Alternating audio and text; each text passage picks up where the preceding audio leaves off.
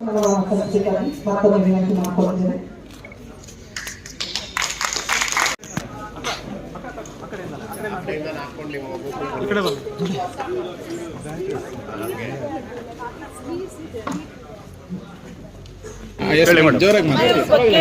ಹೆಮ್ಮೆಯಾದ ವಿಷಯ ಏನು ಅಂದರೆ, ಮಕ್ಕಳನ್ನ ಬೇರೆಯವ್ರನ್ನ ಬೇರೆ ಅಂತ ಒಂದು ದಿನ ಅವ್ರನ್ನ ನೋಡಿದವರೇ ಅಲ್ಲ, ಮಕ್ಕಳು ಒಂದೇ, ಬೇರೆಯವರು ಹಾಗೆ, ಬೇರೆಯವ್ರ ಮಕ್ಕಳು ಒಂದೇ ಅನ್ನೋದು ಎಲ್ಲರೂ ಒಂದೇ ಸಮನಾಗಿ ನೋಡ್ಕೊಂಬಂದಿದ್ದೆ.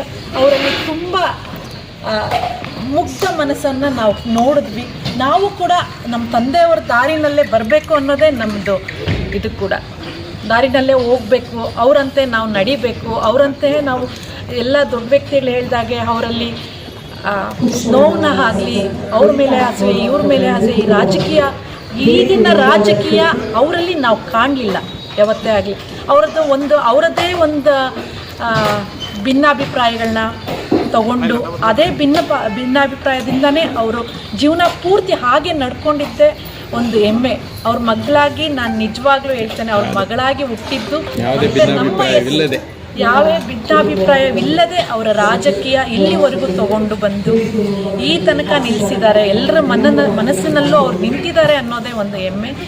ನಾವು ಕೂಡ ಅದೇ ದಾರಿನಲ್ಲಿ ಬರಬೇಕು, ಅದೇ ವಿಶ್ವಾಸ ಜನಗಳ ಮೇಲೆ ಇರಬೇಕು ಅನ್ನೋದೇ ನಮ್ಮ ಅಭಿಪ್ರಾಯ ಕೂಡ. Thank you madam. ಹಂಗೆ ಇರಿ, ಹಾಗೆ ಇರಿ.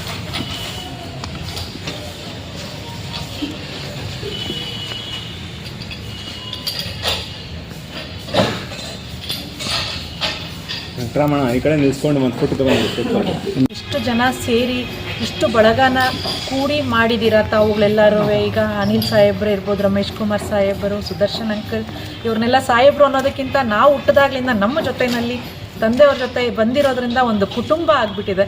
ಎಲ್ಲರನ್ನೂ ಅಂಕಲ್ ಅಂತಲೇ ಕರಿತಾನೆ.